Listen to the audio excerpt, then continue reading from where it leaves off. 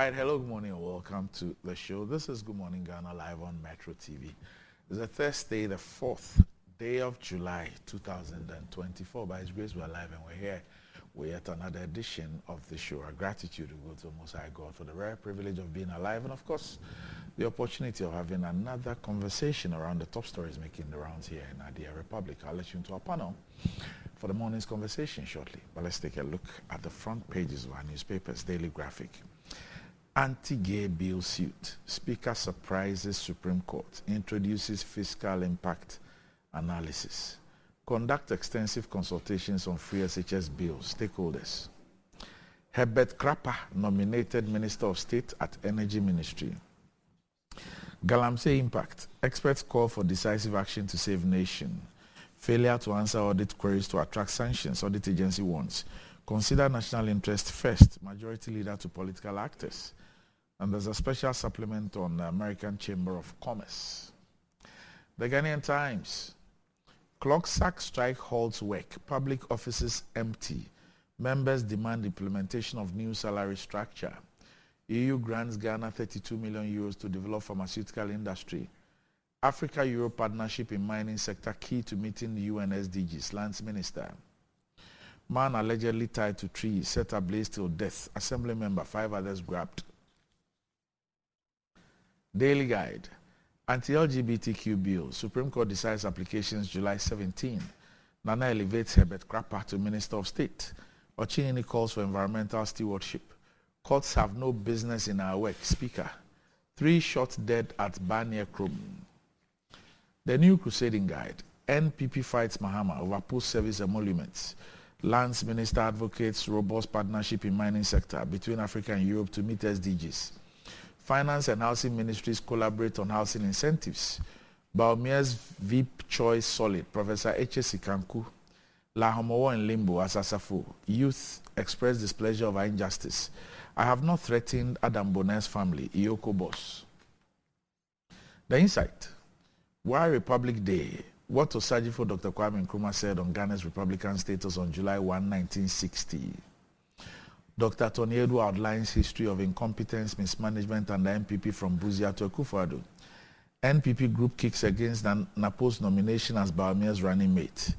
Nana Kwesi Annan Weabo the 7th installed chief of Gomwanyanyano. Economic hardship bites as price hikes for water, electricity, fuel take toll on Ghanaians with prepaid meters running like Usain Bolt. The Daily Statesman. Champion environmental stewardship. Ochinini charges religious leaders. JINAPO urges Africa-Europe collaboration on sustainable mineral exploitation. Finance and Housing Ministries partner on housing incentives. CSOs propose policy reforms for political parties. The New Finder. Extensive incentives proposed to deliver massive affordable houses. New cocoa pricing system. Farmers to absorb global market fluctuations. Bank of Ghana governor's tenure should extend beyond presidential terms. IEA. Government requires $600 million to $800 million for external debt service this year. EU launches $32 million initiative to boost vaccine manufacturing in Ghana. Daily Post. Snate Hotels sale. Ablakwa drops damning memo on conflict of interest and availability of funds. The NPP's presidential ticket for elections 2024. A case of the dumb and the dumber. Francis Poku's warning. Is the MPP listening? Until the lawmaking process is exhausted, judiciary can't order parliament. Bagbin. And that's about it for the front pages. We'll be back shortly.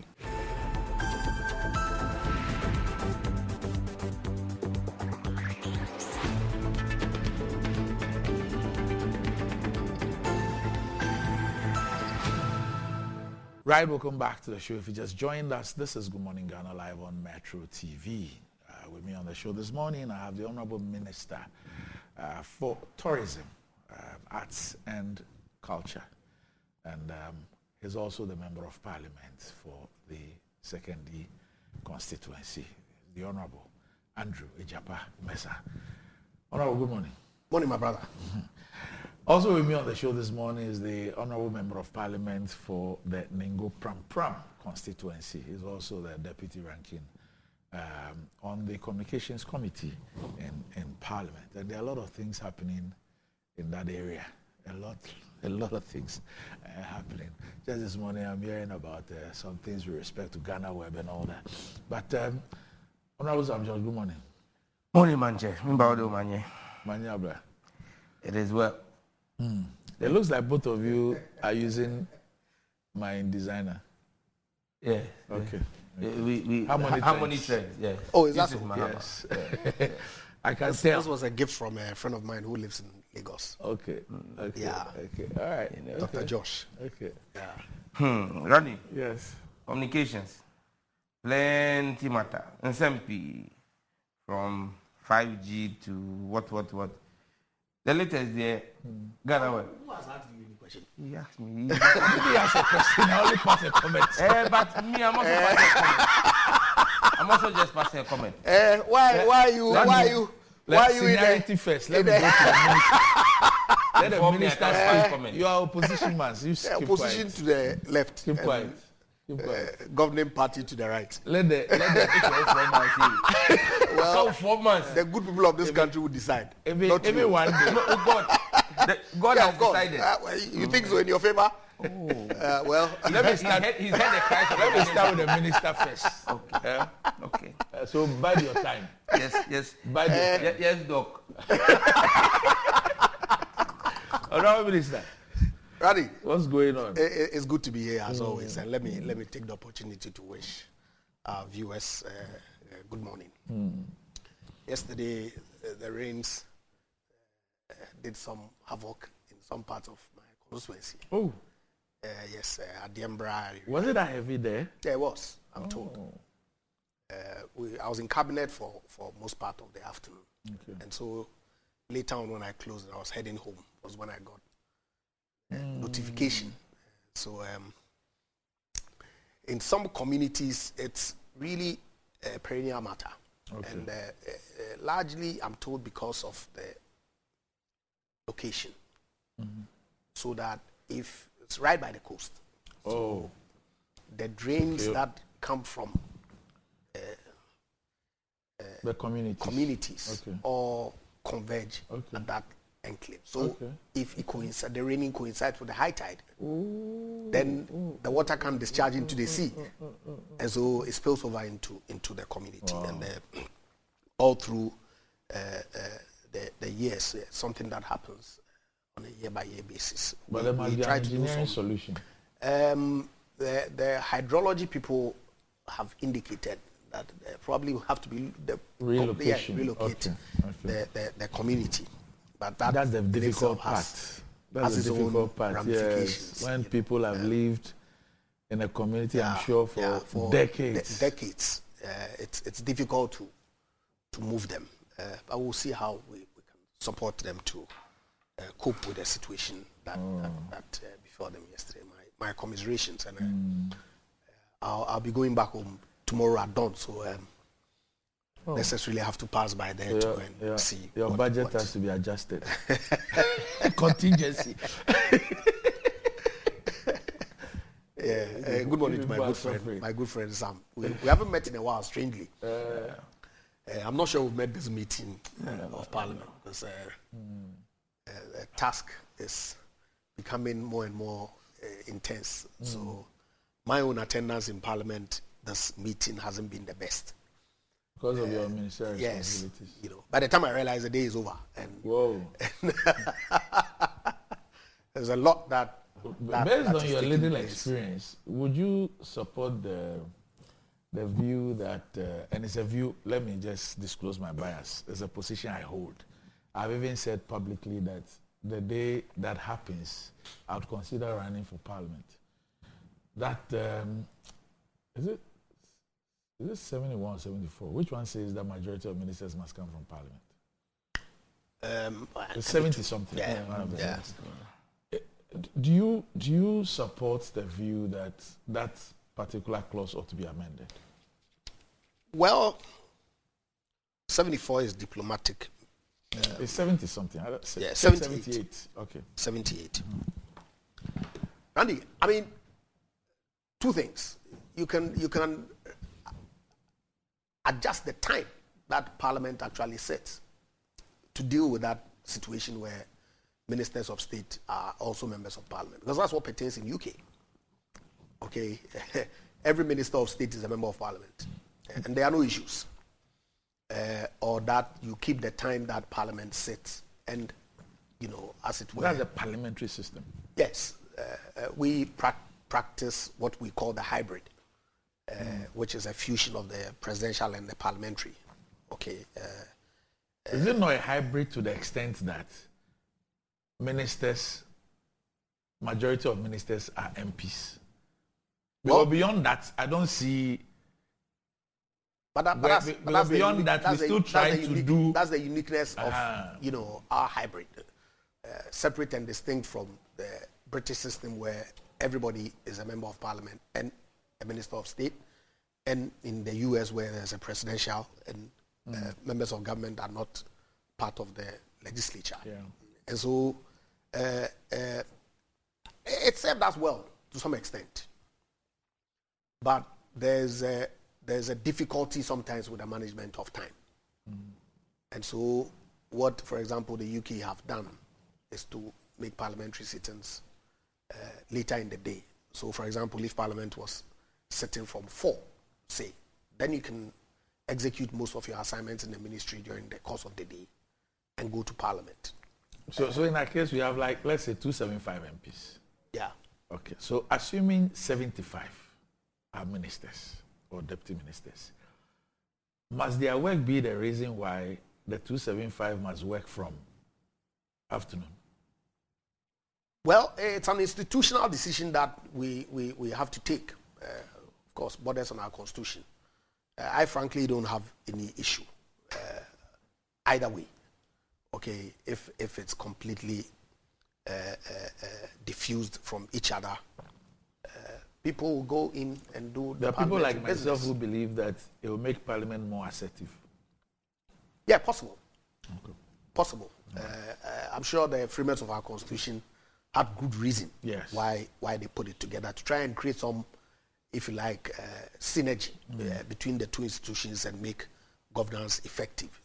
We've done 32 years or so of it, or 30 years. 32. If we think that it's about time that we review some of those provisions, I'm happy for us to engage in that debate and see where we go.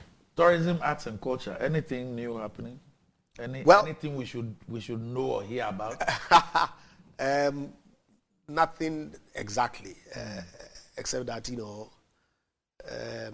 are a few things that we're working on that I'm expecting will go before Cabinet before the end of the month. Okay. Legislative instruments for the Creative Arts Act, and then also the Film Authority, and also cultural policy, which has been outstanding for a while. Cultural policy? Yes. We don't have one? Or is it outmoded? Yes, it's being reviewed. Okay. And so we need to accelerate work on it to make sure that we finish off before the end of tenure. I had a meeting with the board chair of the National Theatre, Nana Fredria, a couple of days ago. Okay. They're coming up with something. Yeah, they're doing an art festival, cultural festival. I believe it's end of July. Yes. Yes. I'm meeting a couple of... And there's something they're doing, which is also... they're now giving out the National Theatre to some of the directors and the playwrights. So you own, let's say, a month, and then you have your productions there. And I think it's something they started last year. And I think it's really, really, helping. If they could get a lot more push. Yes, we're working closely with them to see. It's not a question of budget.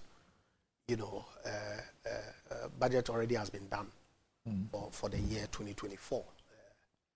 So there's not much room that you can maneuver. But we have an engagement with the private sector, with some of our external stakeholders to see how we can improve the environment for the creative sector to thrive. Because holds a lot of key to job creation and dealing with unemployment issues that we have to some extent. So it's important that we pay a little bit more attention to that space. Okay. So my final one to you, as far as your office is concerned, this might not be directly related, but you just said that you were in cabinet yesterday.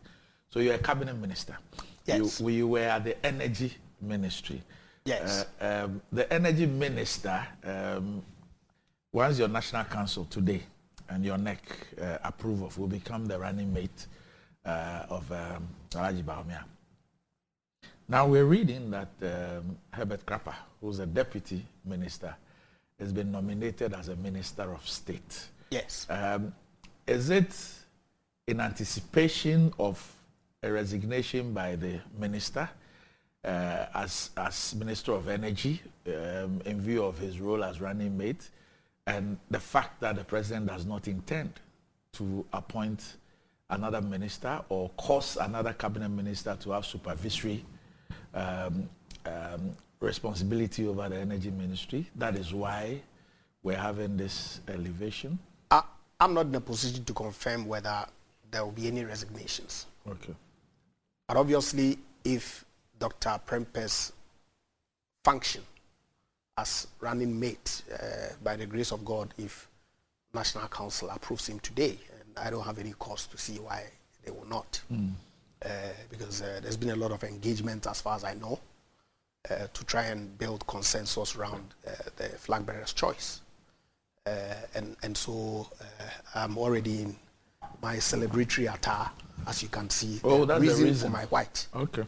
Is because it is my prayer and hope that my boss and brother and colleague would be confirmed to be the running mate of His Excellency, the Vice President, Dr. Alhaji Mahmoud Bawumia. But of course, then you would expect that if he is going to play more role on the campaign trail, which is expected, then you need somebody with, a ministerial status of sorts to handle the day-to-day, routine work of the ministry. Of course, if the president decides to maintain him, then he would do the heavy lifting of key policy decisions. But the Minister of State can sign letters on, his own capacity. And answer questions in Parliament. Yes, he can, So that may be the reason why my good friend and younger brother Herbert has been elevated to a Minister of State. But of course, that's entirely within the prerogative of His Excellency. But if you have to resign to as regards contest primaries, contest presidential primaries, why won't you resign if you're going to be running mate? I guess the rationale behind it is for you to I'm not so sure. And not let your work. Yes, I'm not so sure whether, of course, the presidential primaries has a different dynamic completely from the running mate role. The Vice President is still in office, is performing his functions as Vice President. Yes, of course. And the Minister is still going to remain a Member of Parliament until the expiration of the term of the 8th Parliament. Yes. And so if the President is of the view that he can still perform his ministerial functions, why not? Why not? Okay. That's entirely his prerogative, and I'll leave him to make that determination going forward. Okay. Sam George, are you also in white for Napo? Yes. Okay. I like your honesty. Speak the truth. You are not. Oh, the man just said it. I didn't even know when he came into the studio that I asked him. It's okay. I don't want you. See the way I'm calm and Oh, please. I'm not God asked you. doesn't like it. Okay, so Sam, I've not asked you. You said yes. Let's end it there. Let's move on. No. Let's move on. I can't end it No, there. let's end it. I'm here to celebrate the post. It's okay. It's okay. If It's I okay. have I please. I asked you, Sam. I asked you. I'll celebrate. So please, let's come to your. Let's come to your. It's okay. I try your lines. Really? Sam George, let's best. Focus. Let's focus. But I was going to initially, why I'm happy for Napo. It's okay. He's my friend. It's okay. You know the video of Napo where he's doing, you are mad. You know it was to me. Oh, okay. So you want to show him that you are mad? My first encounter with him in Parliament. Now he's my very So you want to demonstrate to him that you are mad? But that day I told him, I said, look at you. They say you are mad. So I'm asking. You know the kind of things that happens in the chamber on both sides. So some of these things are really... The beauty of it is the cameras did not capture me, but they captured me. So I'm here to celebrate it. So not to show him, not to ask him Ole second way. But Randy, in all honesty, I think that I'll give you an opportunity to come in. I think that the choice of Dr. Matthew Poku Prempeh is an excellent one. I've seen some publication. You are doing a second bite. No, please. One of the newspapers that headlines that opposition is difficult to. Some group. The government is enjoying. They bully me. So my little brothers will let me, when I sit here with Uncle Kwesi Pratt. This one is not my little brother. You are using government to bully me. You are using government to say you are government. And Randy is obliging you because he doesn't want national security to pay us a visit. Oh, please. Randy has been doing this job for years. Leave There's never been one day that national security has paid him a visit. Leave national security alone. Randy, I mean, to Napo's selection, I was saying that as far as I'm concerned, that's an excellent one. And His Excellency Vice President, obviously, and I am told that yesterday Mr. Pratt was alleging that the President was engaged via Zoom. There was a Zoom meeting. To do what? There was a Zoom. I think the day that the news came out, that Dr. Bawumia had informed the president, that engagement between Dr. Bawumia and the president was through a Zoom meeting. That's not true. Really? Absolutely. It's completely false. Really? I'm telling you, on authority. But what was the urgency that will require Dr. Bawumia, who had traveled to UK, not wait and engage His Excellency the President on such an important matter that he would do it via Zoom? Like, seriously? That's completely false. Okay. That's not true. There was a direct person-to-person engagement in the office of His Excellency the President. Okay, so let it not be said that the President engaged, Dr. Bawumia engaged the President via Zoom to discuss his choice of who his running mate was going to be. I mean, how? Randy.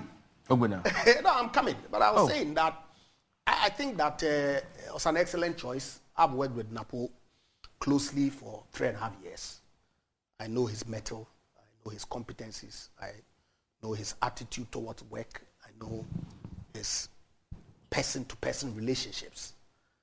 And I'm particularly excited that he will complement His Excellency the Vice President well. It's a good ticket that we can market to the people of this country. It offers hope. It's clearly forward-looking to the future, not the past. And I must congratulate him most sincerely. And I hope that the National Council will do the needful today and confirm him so that we can begin the battle of engaging the Ghanaian people towards election 2020, 2024. So, Bubu, I can confirm to you that on the 25th of June, there was a Zoom interaction between the President and the Vice President about this matter. How so? When was 25th of June? You just go and do your checks. No. That on the 25th of June, there was a Zoom interaction between His Excellency the President. But the 25th of June, Vice President, yes. The announcement was made when? On the 26th. Yes. On the 25th of June, the Vice President was in Ghana. Yes. So how was he going to have a Zoom meeting with the President on Where was the President? President was in Ghana. On the 25th? Absolutely. It was. Just double check. Yes, I'm speaking. I've said that I'm speaking to you on authority that on the matter of the discussion between Dr. Bawumia's choice. On the 25th of June. I'm saying to you that I'm speaking on authority. Right. Okay. You want me to show you text messages? No, don't worry. Please. It's fine. Very good. Okay. Let me move to Sam. Sam, let me bring you in. Randy, whether it is Zoom, Skype, Teams, whatever it is. The choice of Dr. Matthew Opoku Prempeh is one that we welcome, and we are excited about the prospects of he finally being nominated. I mean, it's been rumored for a very long time, but I think that it's going to be a very interesting campaign season because you have two flag bearers who have had oversight over the economy. Two flag bearers, oversight over the economy, and their track records are going to be looked at. You're going to look at what John Mahama did as head of the economic management team and what Bawumia has not done as head of the economic management team. And then you have running mates, one who took the reins of our educational sector and ensured that children had a curriculum with textbooks. And when she was taking over, 4 children were sharing 1 textbook. Now, by the time she was handing over, every child had 3 textbooks. You're going to juxtapose that against the tenure of Matthew Opoku Prempeh as education minister, where he brought about a curriculum, and 4 years on, we don't even have textbooks for the curriculum. So, I mean, it's going to be an interesting time. And that's why I'm in white. I'm excited because I love the choice the NPP has made, and it's going to make us have a campaign of policies where we're going to have discussions, I mean, on the track records of both the flag bearer and the running mate. So, yes, I mean, whether it is about the fact that, as for Kumasi people, and I'm not saying it, this is attributed to Napo, that no matter what you do, all you need to do is give them T-shirts. They will vote for MPP. The Kumasi people will let us know whether Napo is speaking for them or is not speaking for them, you know.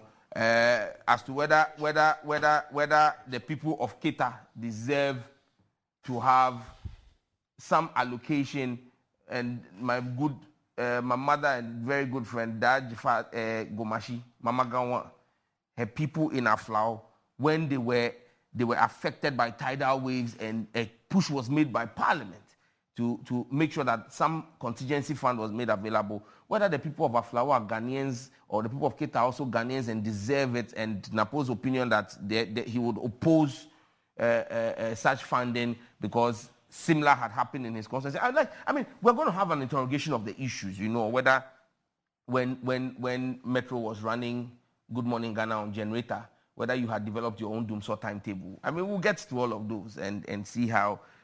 So it's going to be a campaign of comparisons, you know, where we can now compare like for like. So I'm excited about it, and that's why I'm in white. But Randy, you know, earlier on I was talking about some interesting developments at Ghana Web, and it's telling, you know, we've been talking. My brother and colleague Goku Jeto Ablakwa has been going on and on and on about state capture. You know, the MPP is so desperate to win power. They don't believe that Dr. Bawumia and Dr. Napo, on their own strengths, can win them power. They don't believe it. They don't believe that the two of them, Napo and Bawumia together, they don't have what it takes to win the MPP the election. So they need to capture every aspect of the state. You can see state capture happening in almost all our state institutions. Now, even the media, you're at risk. Why? Randy, Ghana Web is part of a conglomerate called African Web Technologies. Now they have my Cameroon Web, my Tanzania Web, Ghana Web, all those webs. It's run by a Dutch man, Rob Bellart. And he's run this thing for over 25 years. Now he has a partner called Mark. They had a dispute and they went to court, and he was supposed to pay some compensation to Mark.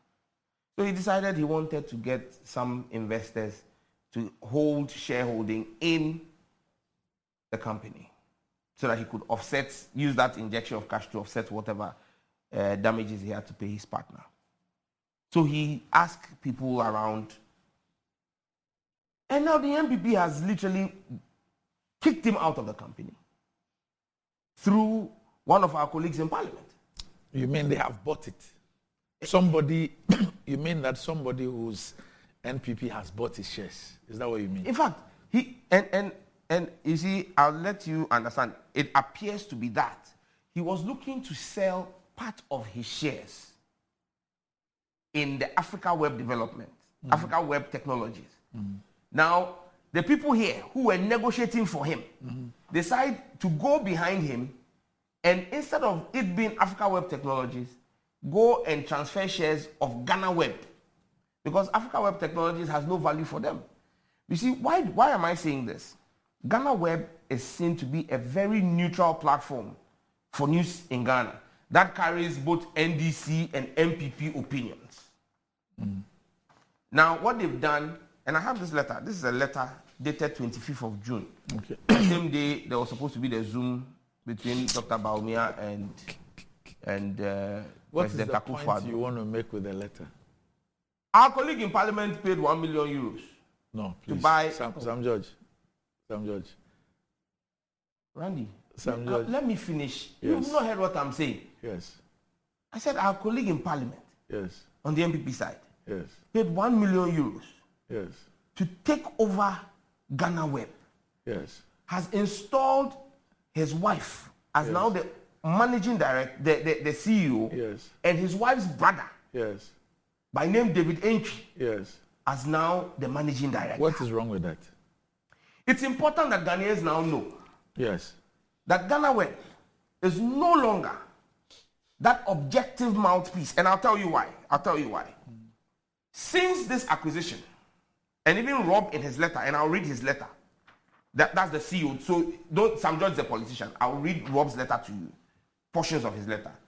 No, I want to understand the point you're making. The point I'm making is that right now, Ghana Web has become like Daily Searchlight. It's an extension of the MPP propaganda wing. And look, don't take my word for it. This is Rob's letter, and I think I've sent it to Annie. Dear former ADPU staff, on 19th of June. Annie, don't show the letter.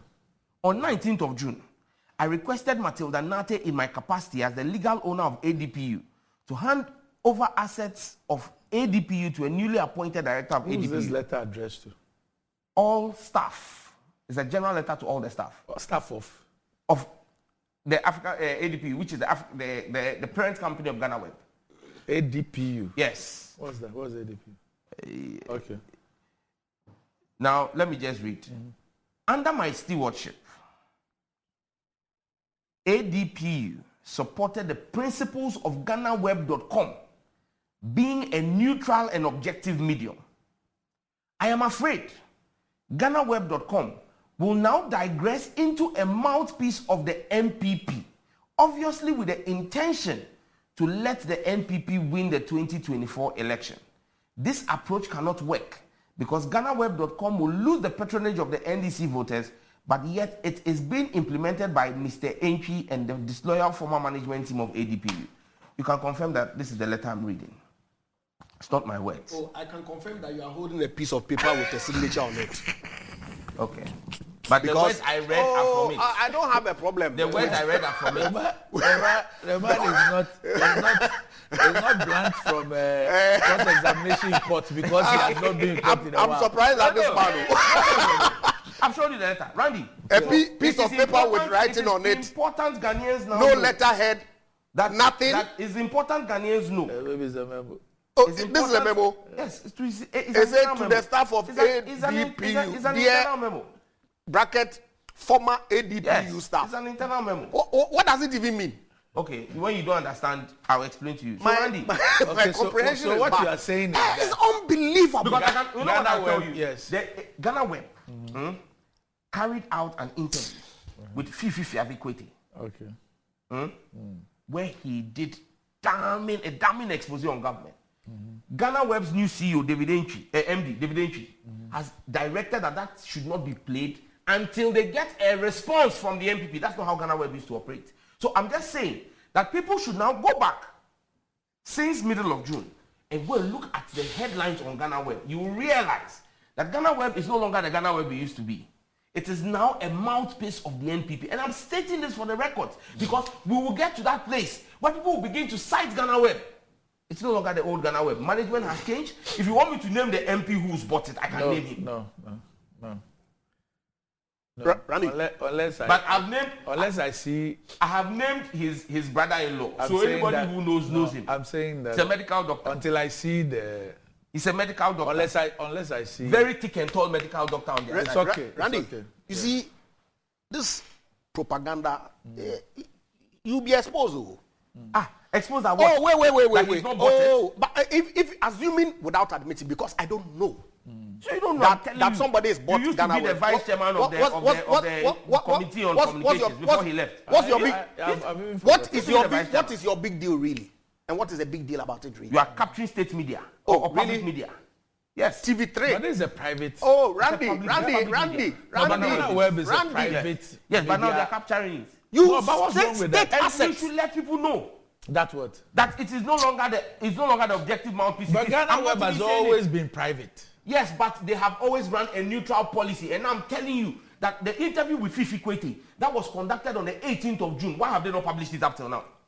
They are waiting for a response from the Bawumia campaign. Randy, what are the antecedents of TV3? What is it? Who is TV3? I'm asking you, yes. Is it on the mouthpiece of your party? Oh, right now, TV3 but that's exactly what they do. Go and check their Saturday programs and everyday programs. The ones you go on. Muntie TV or Muntie Radio or somewhere why they call Everybody it. knows Radio XYZ. But that's so the if ownership has Ghana not Web, been marked. somebody has bought it, and according to you, it's you now have going to added be. Moon to me TV. Oh, I'm coming. I don't have a problem. Assassin Radio and all that. So if Ghana Web, somebody so has now bought let us put Ghana Web in that category. I don't have a problem at all. Let's not paint a picture of they being neutral. That's the point I'm making. People keep going to Ghana Web as a neutral source. Now they no longer are. That's my own word. Says who? Rob Bellat, the former owner of Ghana Web. Says who? That people go to Ghana Web because of its neutrality. Ghana Web publishes stories from all sorts of places. And now there's an editorial policy not to allow that happen. So if the owner takes a decision, what really is your problem? What it really is your problem is what? As a member, as a ranking member, deputy ranking on the parliamentary committee, you I come need and to let sit the here Ghanaian people know. and speak to this matter since somebody has committed some crime. No, I have not said there's a crime. The ownership of Ghana Web has changed. I don't know. I'm telling you. I'm not confirming it because I don't know with this piece of paper. It goes beyond the piece of paper. You can call it a piece of paper. That's what you brought out here to prove that Ghana Web's ownership has changed. I'm telling you, no. Piece of paper. That's not it. It's fine. I'm giving you even you can treat it with whatever. Go ahead. I'm telling you, and I'm saying to you, if you don't know, you can choose to sit here and, play Sergio Ramos. That's fine. But the bottom line is, you cannot dispute the fact because you don't know. And I'm saying on authority that it's been bought, and I've mentioned the new CEO and the new MD, and I'm saying to you that right now the editorial policy has changed. That Ghana Web will no longer run stories that are critical of the NPP without an official response. That is not how Ghana Web used to operate. Like you said, you don't know. Ghana Web used to operate a blogging system where bloggers were allowed to run their independent stories, who work for Ghana Web, run their independent stories and post them online, whether they were critical of government or not. And that has always been it. Ghana Web has had stories that are critical of the NDC, critical of the NPP. And I'm saying to you that now, since this acquisition, I said on the 18th of June, Ghana Web ran an interview with Fifi Kwete, the General Secretary of the NDC. That story has been put on ice until they get on the instructions of David Entry. Until they get the express response. Randy, which media house, which neutral media house runs an interview of a political party, finishes the piece, and says that I'm going to play it to the opposition for them to respond to it before I air? Is that how you run? That could be done. If in the view of the, first of all, it's not live. Even if it's live, the issue of a rejoinder and all those things come up. If it's not live, the editor reserves the right on the basis of the content of that interview to say that, look, there are some legal ramifications or there are some ethical considerations. I think that I can only run the story side by side the other view. That will be would you go and play? No, Randy, you are senior journalist. Would you go and play the other person's tape to the respondents to respond? No, I have this story. I want your fantastic. I want your hold on. I have this story. I need your response to the story before the issues. Yes, yes. You don't go and play the recording of the General Secretary of the MPP to the NDC to the MPP and say these are the issues he's raised. Respond. If you are doing, I'm not a trained journalist, except you are telling me that that's what journalists do. There's nothing wrong. No, there Randy, will be nothing wrong with that. Randy, there's everything wrong. Why? If you came to me, yes, and I granted you an interview, yes, and the discussion with me was you want an interview on the elections, yes, and I tell you what the position of my political party is, yes, then you take my recording, yes, without my permission, and why do I need your permission? Because I gave it to you to air. I didn't give it to you but you see, to go and show to my opposition. What you forget, Sam, what you forget is that when I air that interview, yes, I am also responsible, although you are the person who spoke. For airing that interview on my network, yes, I am also responsible for the things that you have said. Yes. That is how come when there's a lawsuit, you are not the only person who will be sued because you said. So on the basis of that, the media house reserves the right to say that, look, analyzing what has been said, I think that I need to get a response of the other side before I go. It seems you're not getting the point. To get a response, and there are several times I have gotten a call that says, so and so has made this comment. We want you to respond to it. Okay? They don't bring me a recording of their conversation with that person that is yet to air. Maybe you don't ask for. Others will say that if you say that this person has said this and that about me, please furnish me with that so that I can react appropriately. There are people who do that. No, Andy. And it will be within their rights. That's not how, that's not how Ghana Web has operated. Okay, that's another. That's not how they've operated. And for me, I think that I owe it to the Ghanaian people as part of our oversight responsibility over the media and the ministry and its agencies to ensure that when there are such shifts in ownership that affect editorial policy, people ought to know. And you see, Randy, let me be clear here. Let me be very clear. I mean, for me, if it is true, hold on. Okay. For me, if it is true that a politician has bought Ghana Web, and the ownership of Ghana Web is now with a politician, for me, that is news enough. Yes, and that's the point I'm making. For me, that is news enough. Yes. It's news. It will be news anywhere in the world. If that happens, if there's that transition and you have a situation where it's like saying that tomorrow Ejapa Mesa has become the owner of Metro TV. It's news. Yes, it's news. And so for me, and that's the point I'm making. And beyond that, what? Wait. No. You see, that's the point I was going to make. So you are urging your supporters not to go on Ghana Web anymore, or what? Or the Ghanaian people shouldn't go on Ghana Web again, or what? I think he's succeeded in doing what he wants to do. I make the point very simply that I am not against media houses having a political inclination. I'm not against it. Okay. Radio Gold. Does that mean that you don't have a problem with politicians owning media houses? We are there. What you have said is different from the issue of ownership. Yes. You see, it's a different thing, a politician owning the media house, and it's a different thing, the media house saying that we are center-left, center-right. I mean, in the US, it is known where Fox stands and where CNN stands. I don't have a problem. But where Fox stands is because the owner of Fox stands to the right. Can I finish? And where CNN stands is because the owner of CNN stands with the left. But they are not politicians. So the ownership, they are not politicians. So the ownership is important. Absolutely. Okay. So I don't have any difficulty at all. Okay. But you see, anybody. So I guess the point Sam George wants us to know is that for all of us who thought that Ghana Web was owned by a foreigner who had no interest in Ghana's politics, it has changed. It's changed. I think that's the point. It's changed. All the round. It has changed. And that now Ghana Web has an interest in Ghana's politics and the outcome of the politics. Okay. The same way when anybody listens to Radio Gold, they listen to it with a certain subconscious bias. The same way when you listen to Oman FM or Asase, you listen to it with a certain bias. It is the same way I'm saying that when we listen to certain media houses, when they listen to Metro, everybody runs it without a bias. Well, there are NPP people who say that you are NDC. There are NDC people who say, good evening, Ghana. What's his name? The Christmas tree guy at Airport Company. What's his name? You know his name, so No. stop that. You know his name, stop that. Paul. There are people who say Paul is MPP. So everybody says Metro has balanced it out. In the morning, NDC, in the evening, MPP. It is fine. But when we try to mask it under a certain cloud of neutrality, we owe it to the Ghanaian people to let them know that there is no neutrality at Ghana Web. And that's the point I tried to make. All right, okay. So I just went from Ghana Web. Yes. The story that I pulled up, it says source, bbc.com. Yes. So if it's from Asasi Radio, it will cite the source. If it's from Metro TV, yes, it will cite the source. Yes. So what really is your Ghana Web also runs its own stories. That's what you don't know. Has that function changed? No, Ghana Web runs its own stories. I've been interviewed by some... Yeah. All right. Okay. They have a reporter in Parliament and all. Let's move on. Let's move on.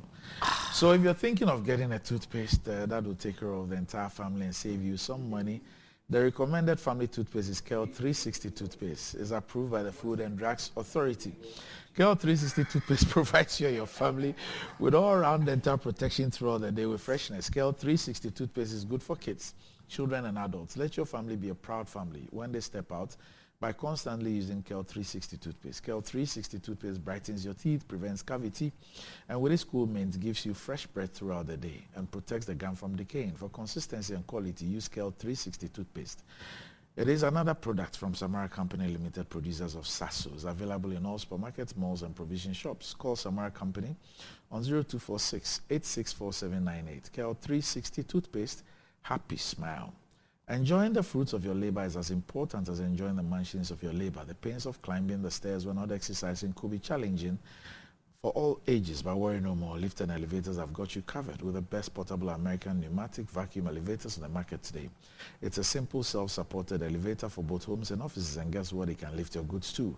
Wheelchairs can fit in, and they come in 3 custom-made models. It's affordable and can be installed within 3 days. Visit Lift and Elevators at Sakumon, or just call them on 0200-535-515 or send a mail to elevatorsgh@gmail.com for consultations and the best solutions in easy vertical movement.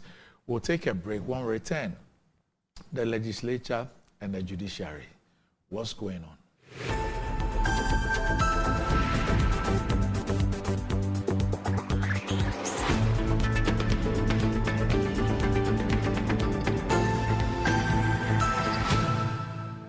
Right, welcome back to the show. If you just joined us, this is Good Morning Ghana live on Metro TV.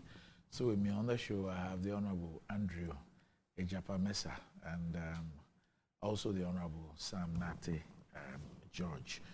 Now, Ayesoko, that could somewhat damn be big, but Betway's cash out be bigger. Betway is giving you more control over every thrilling bet you place.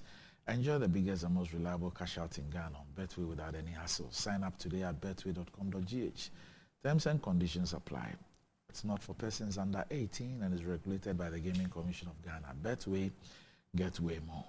Blue Jeans energy drink has been on the Ghanaian market for over 20 years. We already know what it does for the body. It contains vitamins and nutrients like vitamin B2, B3, B6, B12, as well as taurine and guarana, which are known to boost your strength and energy, as well as promote high performance and endurance. Blue Jeans energy drink has been tested and tried. It's indeed the best. Blue Jeans energy drink is for bold and active men and women. So go and grab a cold can and power your day. It's in shops nationwide. You can reach Budget Cash and Carry Limited on 0208 128 190 055 001 0000. All right. Okay. So there are a few messages that came up on earlier discussion. And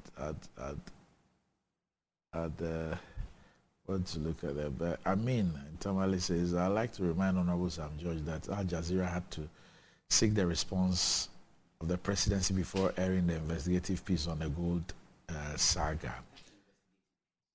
Then Pakwesi Asare of Media General, he says, thanks for your professionalism. I think aside Sam's expose of Ghana were being purchased by a politician, his other bits about editorial policy, I don't agree with. Every journalist worth his salt must seek balance and fairness in his reportage. Please tell Ejapa-Mensah to leave TV3 alone. tell us his editorial policy. The back of your who is listening to us, still watching us in the States, says, what Honorable Saujata George is doing in the story reminds me of Akuko Daku Apino Soup by Chawa Rollins. This is deliberate to run down Ghana where we must be discouraged. This is very unfair to the business decision by a business man. So that's Mark's view on this.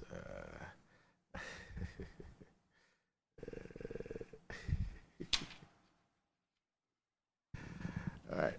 Okay. So I've seen a story here. Both of you are members of Parliament, and page 7 of the Daily Post.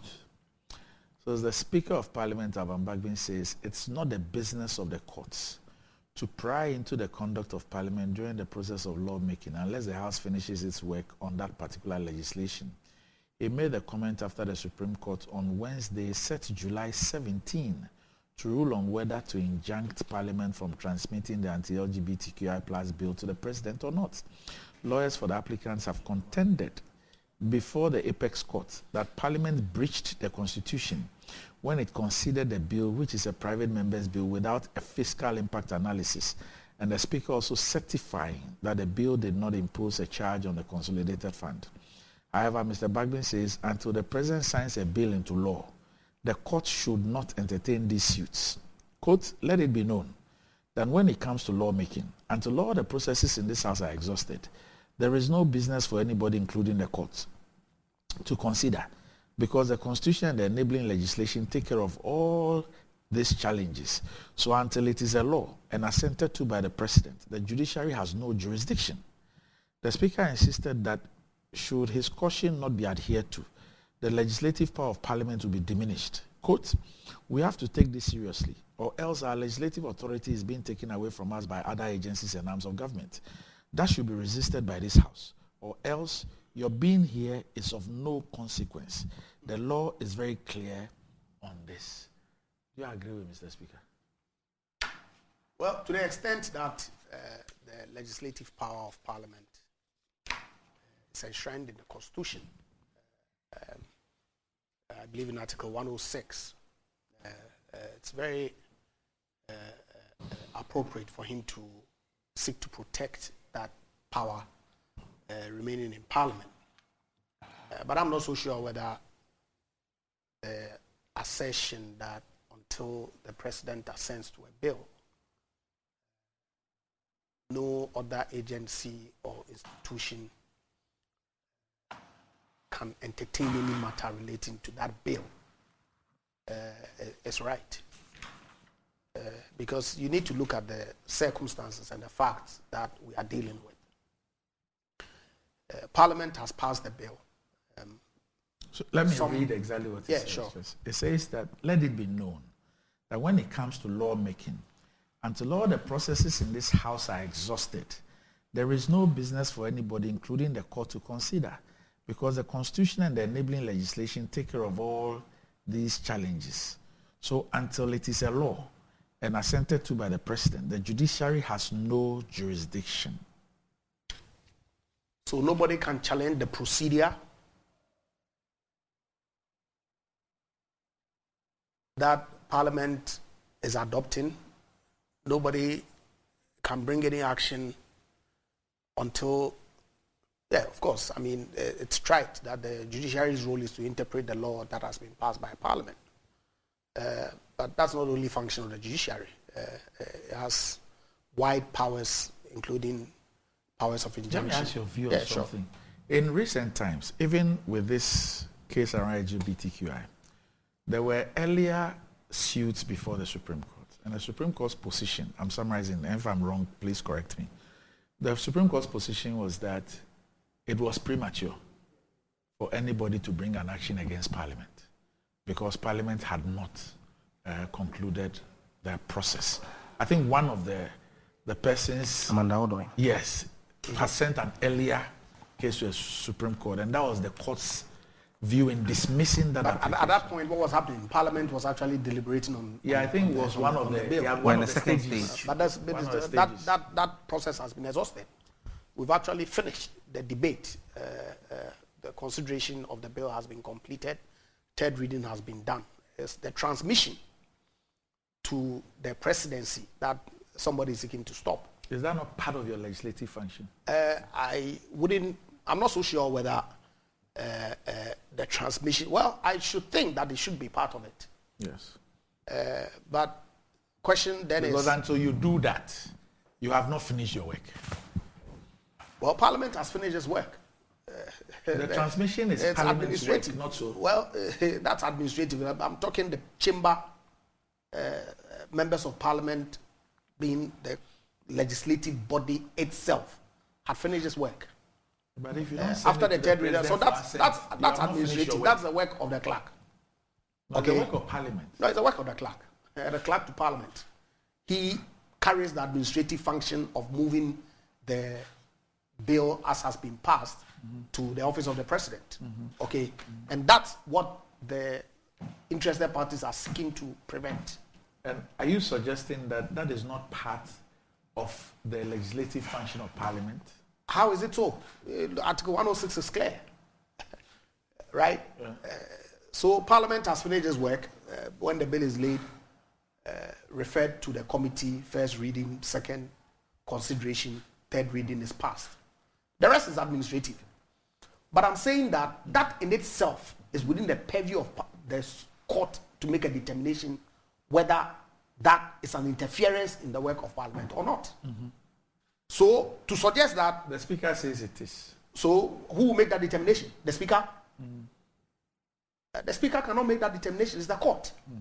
You made reference to the Amanda Odoi, right? Yes, the earlier one. It's the court that made the determination that, look, we cannot interfere in the work of Parliament. So let the Supreme Court make a determination on this application that Ghanaian citizens have brought before it.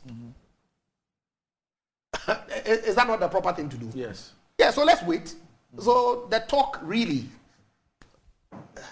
what does it amount to? Okay. The Constitution vests the powers of interpreting our Constitution to the Supreme Court. Rightly so. Ghanaians have filed an application before it.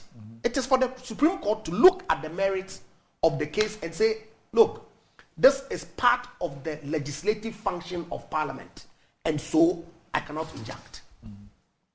But that process hasn't been concluded. So to suggest that that in itself amounts to the Supreme Court interfering, as if to say the Supreme Court Somutu brought the matter before itself, I disagree with the Speaker. No, I guess the point the Speaker is making, I'm not sure he says that the Supreme Court can entertain a case. But that's exactly what has happened. But he's interpreting the Supreme Court entertaining the case to mean interference. No, what he's saying is that, I think what I read from what he's saying is that the legislative process ends with the president. I don't have any difficulty. The bill. I'm saying that yes, that process of moving the bill to the presidency by way of letter is administrative. Some people have gone to court to challenge that administrative process. Yes. The Supreme Court is enjoined to make a determination. Yes. It can come and say that, look, your action is premature, as it did in the Amanda Okai case that you made reference to. Or that, no, the process has ended and the Supreme Court can entertain or truncate the process or whatever. Right. But I think that just as he seeks to protect the legislature from interference, we cannot stifle the courts also from performing their functions. And so let the Supreme Court make a determination that yes, indeed, and in fact, this action that has been instituted by the parties involved is improper. It amounts to an interference in the legislative function which only the court can determine, so that we are all guided going forward as to whether in the future these things can happen or that we ought to allow the process to be concluded with the president making a determination whether to return the bill to Parliament or refer it to the Council of State, right, or otherwise. But I do not fault the parties who believe that they have a right to bring such an application, an action, and subsequent application before the Supreme Court from doing so. I do not fault them at all. Right. So, Randy. And there was a development. I mean, I cannot lose sight of that fact. It's on the front page of the Daily Graphic. Yeah, sure. That in fact there was a development in the courts yesterday that the Speaker of Parliament pulled a surprise on the Supreme Court. This is a report filed by Emmanuel Ebo-Hoxton. Pulled a surprise on the Supreme Court yesterday when he informed the court about the existence of a financial impact analysis on the Human and Sexual Rights and Family Values Bill, popularly known as the Anti-Gay Bill. The issue came up during the hearing of two applications seeking to restrain the Speaker from transmitting the bill to the President for his assent until the final determination of substantive suits challenging its constitutionality. And counsel for the Speaker, Thaddeus Sory, told the Apex Court that he had just received new information that his client indeed gave an opinion on the impact of the bill on the public purse and also caused a fiscal impact analysis to be conducted on the bill. Pursuant to Article 108 of the 92 Constitution, the Public Financial Management Act 2016, Act 921. Mr. Sory therefore urged the court to allow him to file the new information as part of the defense by the Speaker. New information came to me after the court took a break. The Speaker's actual opinion has been found, as well as the fiscal impact analysis. I'll crave the court's indulgence to allow me to file this new information by tomorrow. However, Mr. Sory's request was vehemently opposed by the Attorney General, Godfred Yeboah-Dame, who described the move by the Speaker of Parliament to introduce the new information as an unfair surprise. He contended that the Speaker of Parliament never alluded to the fact that he gave an opinion on the bill or caused a financial impact analysis to be conducted on the bill when it was laid before Parliament 2 years ago.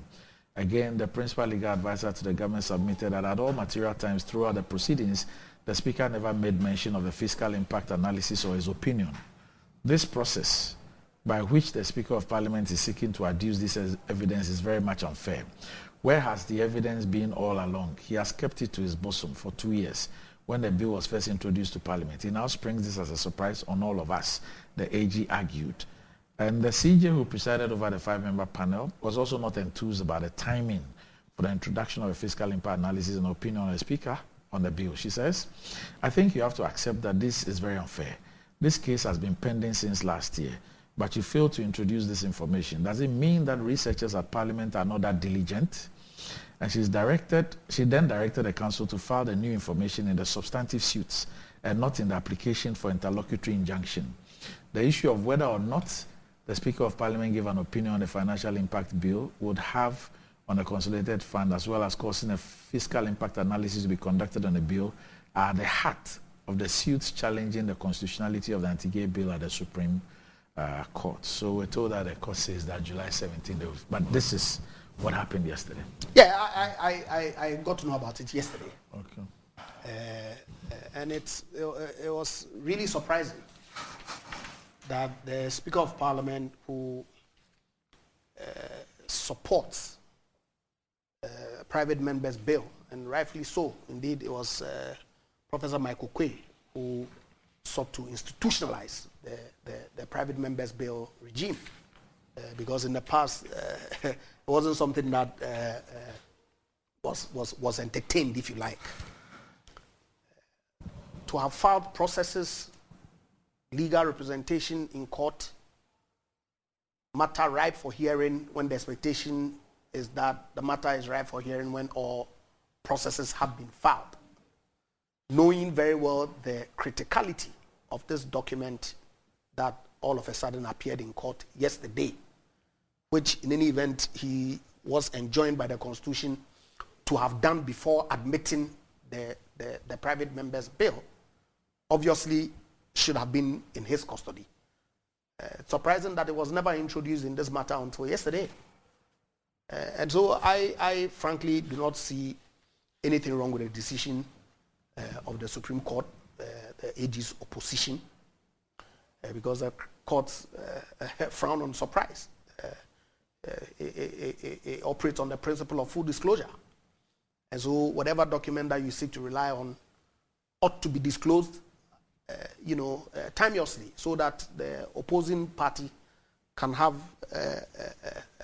opportunity to peruse it and to object or respond to matters that you raise in there before the matter is determined. Mm-hmm. But wait, when, if indeed he had the document, until yesterday when arguments had been taken, to now say, oh, the fiscal impact analysis that is at the root of the argument before this court, I now have it, so allow me to file.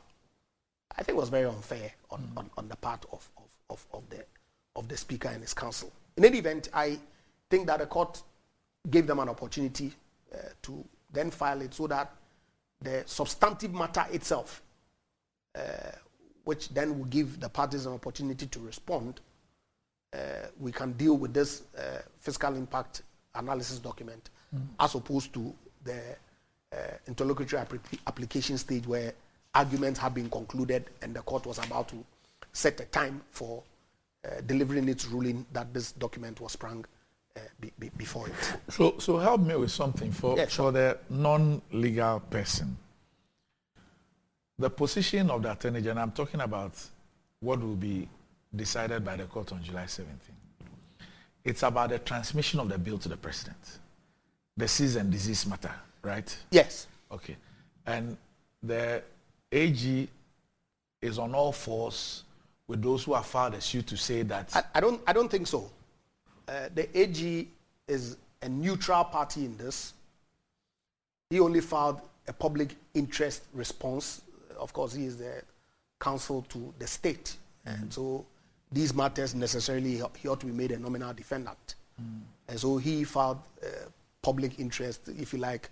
In some jurisdiction, they refer to it as amicus brief, okay, to guide the court with respect to his interpretation of the position. But he is not siding with any of the parties at all. That's my understanding of the processes that the Attorney General has undertaken so far. All right. Okay. Yeah. Sam. Randy, thank you. This matter, for a while I've chosen not to talk about it because, I mean, it's before the courts and I've left it. But yesterday, the issue came up again because of the hearing. At the heart of the dual suit by Richard Delasky and Amanda Odoi are two articles of the Constitution, 106 and 108. Now, 106 is the heart of the injunction hearing that's been ongoing for about 2 months or 3 months now. We're expecting ruling on the 17th. 108 is at the heart of the substantive case that we haven't gone into. Now, the Attorney General is actually a respondent in the case. Because the respondents are the Speaker of Parliament and the Attorney General. Let me be clear that 106 of the Constitution is titled, the heading of 106, Mode of Exercising Legislative Power. So Randy, 106 basically talks about how Parliament can exercise its powers as the legislative arm of government. And it says, this is very interesting to read, 106.1. The power of Parliament to make laws shall be exercised by bills passed by Parliament and critically and assented to by the President. So it means that the exercise of Parliament's legislative power is not just in passing the bill, but in getting the assent by the President. That is 106.1. I read again. The power of Parliament to make laws shall be exercised by bills passed by Parliament and assented to by the President. So that is the mode of exercising Parliament's legislative power. Then it proceeds to then break it down in 2 all the way to 6, how the committees will sit, what they can sit on, and all of that. Now, it then proceeds, because it had in 1061 stated that Parliament's legislative power is not exercised either or, but end. The word used there is end, meaning both the passage of the bill and the assent by the president is what shows the executive power.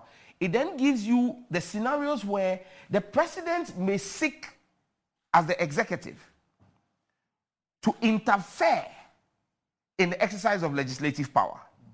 That is where the president decides not to assent to a bill that has been transmitted to him. So it then lets you know that until you have the assent of the president to a bill, the process is not completed. Because it says that when you pass the bill, send it to the president in 1067. Where a bill is passed by Parliament, where a bill passed by Parliament is presented to the president for assent, he shall signify within 7 days after the presentation to the speaker that he assents to the bill or that he refuses to assent to the bill, unless the bill has been referred by the president to the Council of State under Article 90 of this Constitution. So it then means that the assent of the president is what then ends the legislative exercise of legislative power. The president can choose not to assent. It then means that Parliament's legislative power has not been exercised completely. Because then it then says that in the case where the president in 1068, where the president refuses to assent the bill, he shall within 14 days after his refusal, state in a memo to the speaker any specific provision. So he can't just carte blanche say, I refuse. He must then refuse with a memo to the speaker stating the basis of which for his refusal. And it can't just be something extraneous to the bill. He must state what provisions of the bill he disagrees with. And then it doesn't end there. It says any specific provisions of the bill which in his opinion should be reconsidered by Parliament, including his recommendations for amendment. So it then means that when the president says, I don't assent to this bill, or I'm refusing to assent, within 14 days, he must do a memo to the speaker stating what is wrong with the bill. So the point that you make is that from what you read, yes, the 6, the 7, and the 8, yes, Parliament's legislative function cannot be complete unless there's a presidential assent. Yes. Because in the event that the president refuses to assent, and he gives reasons, and he has issues with particular provisions, yes, Parliament will have to continue its work again. That is captured in 1069. Yes. Parliament shall reconsider a bill, taking into account the comments made by the president or the Council of State. So what it means is that if you read the entirety of 106, yes, until there's a presidential assent, the legislative work of Parliament is not complete. It's not complete because the president, either on his own or upon the advice of the Council of State, can actually ask Parliament to reconsider portions of the bill. So it is only when he is assented that is done. Okay. Then Parliament has no further work. Right. But until there is an assent, there is always room that second consideration, there will be another second consideration. And even with this bill, we did second consideration 3 times. We finished second consideration. The Speaker was about to go to third reading. And I came with my colleagues to ask for a second consideration, a second consideration. And we did it a third time. You understand me? So it's always possible to go back. And that's why, for me, I side on all fours with the Right Honorable Speaker. Because the Right Honorable Speaker is not speaking his mind. He is protecting the integrity of Parliament's constitutional powers.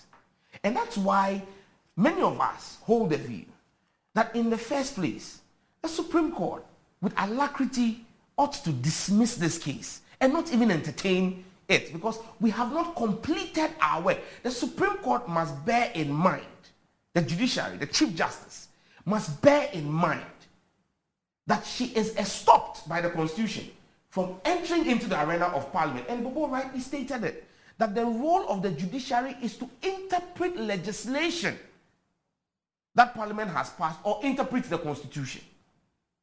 Now, it's a different thing if the individuals have gone to court asking the court to interpret Article 106. That's a different matter. But they have gone to court asking the court to injunct the Speaker from carrying out a constitutional mandate. And you see, Randy, Roxin Nelson Eche Dafiamepo carried out a similar action where he sought to get the courts to injunct Mr. Speaker, from having the House consider the nominations, the last nominations the president made, because in his view, people like Bobo, who moved from one position to another ministry, the president revoked the appointment.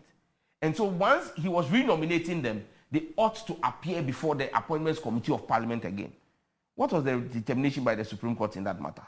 The Supreme Court ruled and said that they could not injunct or interfere in the workings of a constitutional body carrying out its constitutional mandated functions, and that Parliament is mandated by the Constitution to hear, vet, and approve nominees of His Excellency the President. Parliament, by the same Constitution, is mandated to transmit the work of Parliament, bills that have been passed by the House, to the President. But you see, Randy, and I do this with a lot of pain, the Attorney General, and I've said this before publicly, that the Attorney General is acting in a very dishonorable manner, in a manner unbecoming of one who occupies that office. The Attorney General is a respondent in this case. But in fact, the Attorney General, and I have stated without any equivocation, that the Attorney General himself has aided and abetted the plaintiffs in this case. In fact, some of the evidence they adduced could only have come from the AG's office. And so the Attorney General is hiding behind the plaintiffs. And that is why he's exposed himself in his own plea before the court. The story does not report that lawyers for Amanda Odoi or lawyers for Richie Delasky opposed lawyers for the Speaker when he tried to introduce the financial impact analysis report, which I know had been done before the bill was even accepted by the Speaker, because as part of the things that we did, a financial impact analysis was done. It is the AG who is a defendant, who is now opposing his colleague defendant. What is the AG defending? The people who have gone to court to seek the injunction are not the ones opposed to it. It is the AG who is opposed, but it lets you understand what this is all about. Help me with this. Yes. If the issue of the financial impact analysis is at the heart of the suit, the substantive suit. Yes, if it's at the heart of the suit, how come that the Speaker has not made it a part of his documentation till date? I made that point, that the substantive suit is on 108. And 108 deals with financial impact. Because interlocutory application flows out of the substantive case. But the interlocutory application, injunction application, it flows out of the 106. substantive case. It is on transmission of the bill. You see, so the injunction is stop Parliament from transmitting the bill. Then the substantive case is not about transmitting of the bill. It is about the fact that the Speaker should not have accepted the bill because the bill imposes a charge. They're two different things. I don't know if you get the argument. So if that were the case, yes, why did the lawyer for the Speaker introduce this? Bring it up in court? I have no idea why he's introducing it. Yeah, because I can't speak to his legal strategy. Because why the AG and the CJ had issues with it was that, I mean, why do you, because the lawyer says, according to the report, I was in court, according to the report, the lawyer says that his attention has just been drawn to this by his client, the Speaker. Yeah, because I'm sure so that he the needs Speaker permission is going to prepare him for so he needs permission to file it today. No, and that is on that basis that the AG then says that this is an unfair surprise. It is not in the place of the AG. Why? He's a defendant in the case. He's being sued. If the AG, if his real position. No, but we all know that the president's position on the matter is that he doesn't want it. Cease and desist. So let's not pretend that we do not know that. No, and that's why I'm saying that the AG is behaving. The president's position is that let the matter before the court. Because the AG has said to me, and listen, Randy, I make this point without any equivocation because he, the AG, Godfrey Dami, told me to tell the media that he was in full support of the bill. In fact, Godfrey Dami delayed this bill and maybe I haven't said this before, he delayed this bill in Parliament for 1 year. The Committee of Parliament wrote to Godfrey Dame in October, I think 15th of October, 2022, to bring us his memo. Godfrey Dame submitted his memo on the 18th of October, 2023. We had to wait for him 1 year. 1 whole year, we waited for Godfrey Dame. And when he came, all the issues he raised, we showed him how the committee and the sponsors had addressed all of those issues. And at the meeting, I asked him a question. When I asked him the question, the chairman of the committee, Honorable Ayimedu, told him not to answer, that it was a leading question, and that I was up to mischief. And Godfrey Dame responded to Honorable Ayimedu and said, no, it is not a mischievous question. I want to respond. And I want some judge to quote me in the public. My question to him was, so AG, are you comfortable with the bill in its current shape and form with all the amendments we've made, such that your advice to His Excellency the President will be to sign the bill into law if Parliament passes it, because now you are happy with it? He said, Sam George, read my lips. Your bill is a good addition to our legal jurisprudence, because issues in the Criminal Offences Act that deal with homosexuality are actually an affront of the Constitution, because they don't deal with females. It is only dealing with males, so it's discriminatory. And so your bill, this was Godfrey Dame, your bill actually levels the playing field. And so I am in full support of your bill, and my advice to the President will be to accede to it with alacrity, because Sam George, I support you. So go and call the media and tell them, because the previous week I had criticized him for delaying the bill. Godfrey Dame said this on record.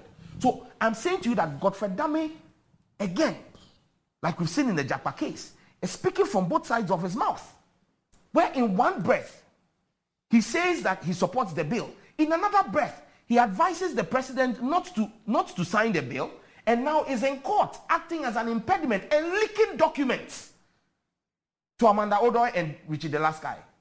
Such despicable character and behavior should not be found with an office holder of the high office of Attorney General. Sam George, I would ask you to withdraw that. That it is despicable that he's leaking documents. That's extremely harsh and unfair.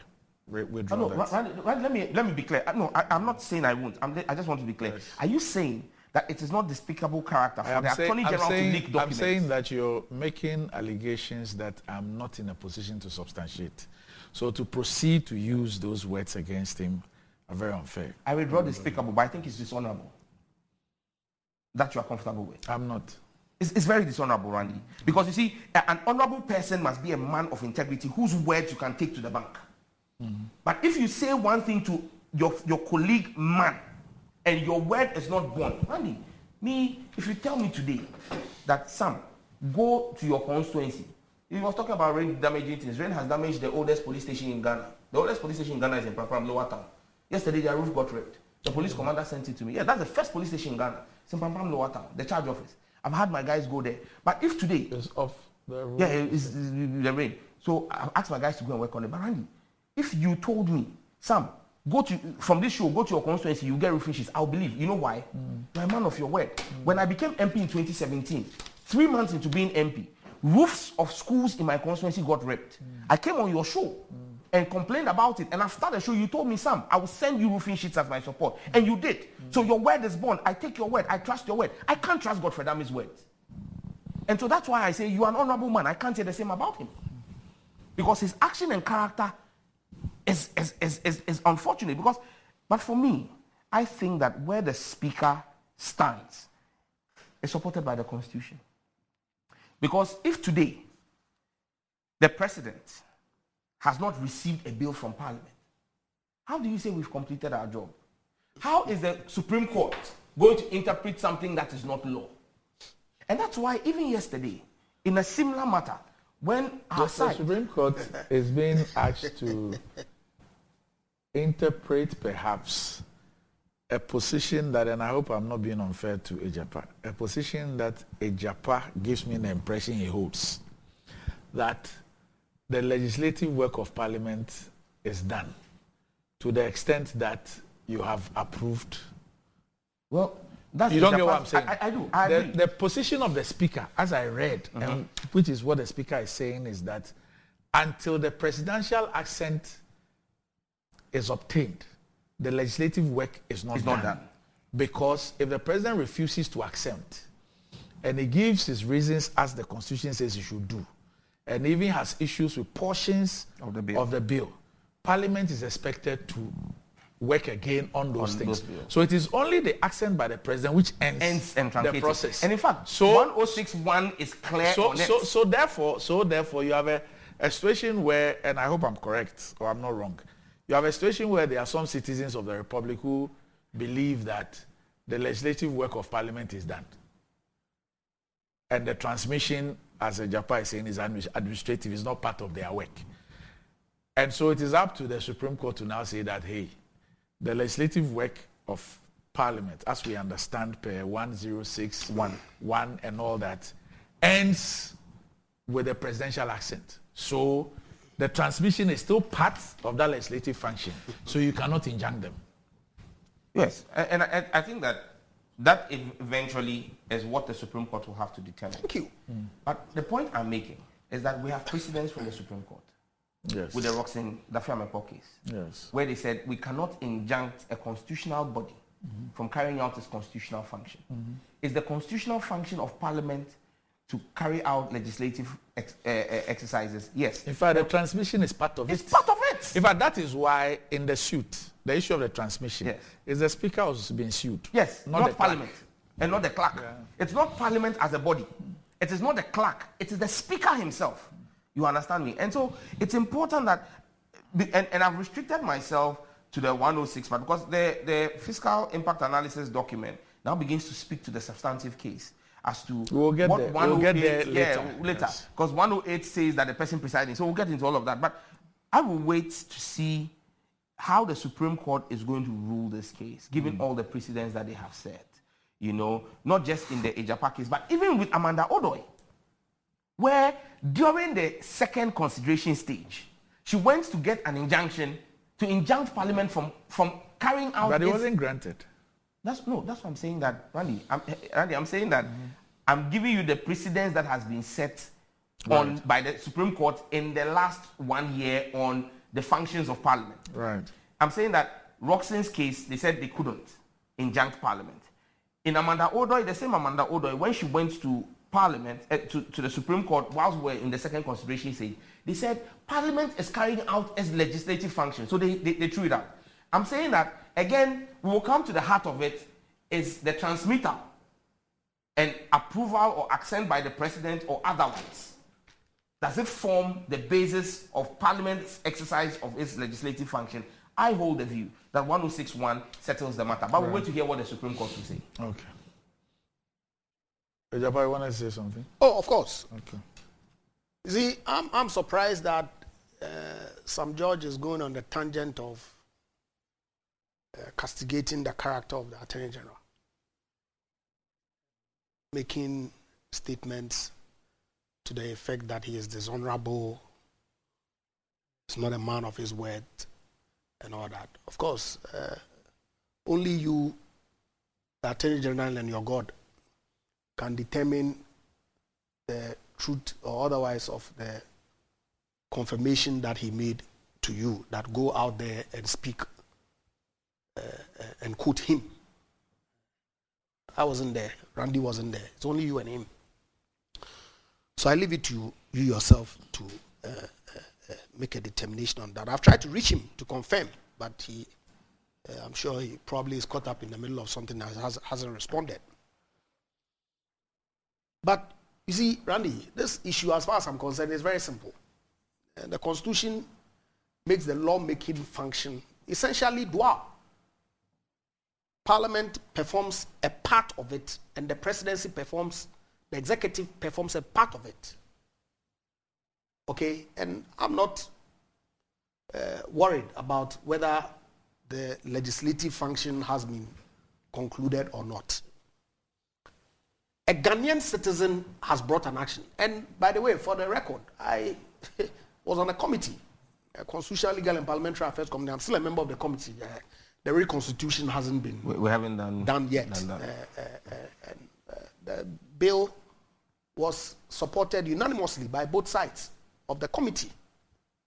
Okay, when it was tabled on the floor, we all contributed significantly towards its passage. And it was passed unanimously. But your Bible says that Sam George is indirectly asking me for more roofing sheets. Mark, you are in the spirit. You are in the spirit. Mark is a sharp guy. In fact, I will. Thank you. For the police for your people station, of Pram Pram. We are grateful. We are grateful, Randy. God bless you. On behalf of the chiefs and people of Pram Pram, where you ran away from being chief, we say we are grateful to you. You have to bring that. Yes. Randy, so let it not be suggested that some people, especially on the majority side, are opposed to the bill. Oh, I haven't okay. said Yeah, I you haven't. I haven't said that about the majority. I'm saying that. I've spoken about that. Yeah, and for the avoidance of doubt. The Attorney General's opinion. For the avoidance of doubt, you yes, want to make absolutely, it clear. Yes. The Attorney General's opinion was clear. Before the fisher folks chase the man out. Okay, the Attorney General's opinion was clear when he attended upon the committee. His contribution in making the bill, worthy of going through the processes for passage is well documented. Right? But here is a case where some individual Ghanaian citizens have gone to court. We say we believe in the principles of rule of law. It seems to me that we are sometimes selective. When it suits us, then we believe in it. When it doesn't suit us, then we complain. Because otherwise, the right to go to court is enshrined in the Constitution. They believe that it is appropriate for them to stop the transmission of the bill to the presidency for him to either assent or refuse to assent. And so they've gone to court and sought an injunction. The matter hasn't been determined. It is only the Supreme Court that has the power to make a determination on this subject matter. The court is going through the motions of dealing with it. Yet people are crying foul. It's as if to say that when the suit was filed, because people want the bill to be passed by all means, or for the president to take a decision on it one way or the other, the court should overlook the action that has been filed before it. Is that what we are suggesting? If that's not our suggestion, then really, what's the issue? Randy, if that's not our suggestion, and that we believe that people have rights under Article 2, I believe, of the Constitution, to bring a matter that they believe ought to be determined by the Supreme Court to court. Let them go through the motions. So the suggestion that the judiciary is actually interfering cannot be borne out by the facts. Because they have a function to perform as well. By determining the matter that has been brought to the Supreme Court. And indeed, you confirm that on previous occasions, the Supreme Court has determined that it cannot interfere in the workings of Parliament. So why are you not allowing it to make the determination in this case as well? Why drag them into this needless debate, if you ask me? Allow them, eminent justices, to do their work. After all, they've ruled on previous occasions. And so if the legislative function is seamless and ought to go through from the legislature to the presidency as is provided for in Article 106, let the court make a determination that your action is seeking to interfere in the work of Parliament and you cannot do so. And is that not a proper thing to do? So why don't we exercise patience and await the outcome of whatever it is that the Supreme Court is going to decide? Two legs. The interlocutory application, which really is born out of the substantive case. Because all that they're seeking to say is that, look, if you do not stop them, we would suffer irreparable damage or harm if the matter goes through without you injuncting them. That's all that the people are seeking to do. And so, really, the issue that ought to concern us is why the speaker and this lawyer did not file the processes as part of their case for the court to have the full complement of the documents relating to the matter to make a determination of the interlocutory application.